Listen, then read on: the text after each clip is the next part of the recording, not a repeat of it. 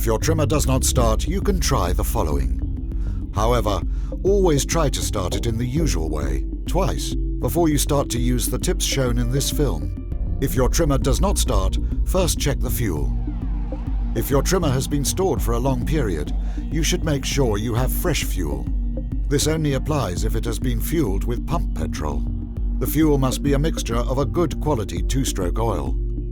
If you are using the universal powered by McCulloch two-stroke oil, the mixture must be 2%. That is 100 milliliters of oil to 5 liters of petrol.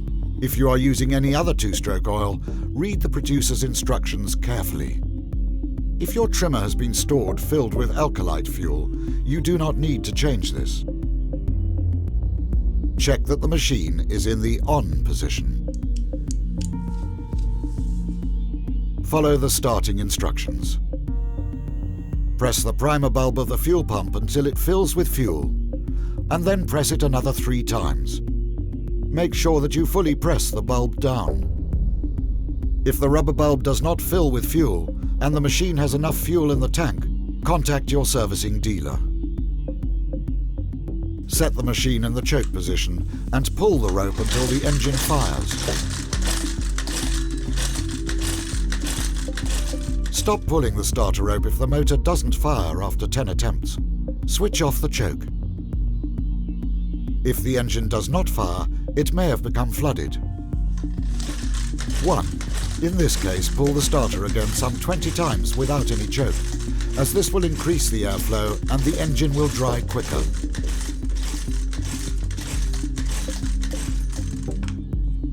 2.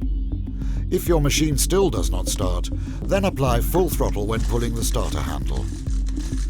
Note, be very careful. The blade will operate at full speed if the machine starts at full throttle.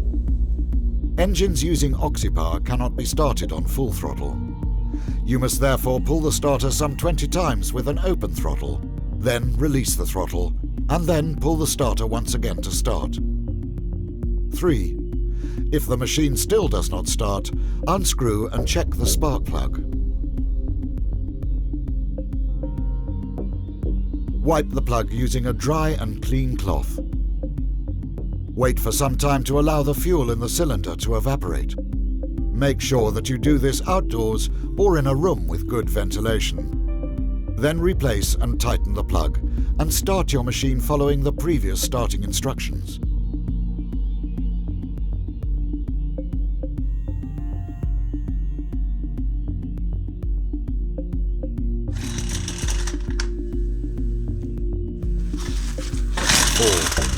If the machine still does not start, contact your local servicing dealer. If the trimmer line does not feed out correctly, the trimmer head must be checked. Follow the instructions in the film showing how to change the trimmer line. For information about where to find your nearest servicing dealer, please visit www.mcculloch.com.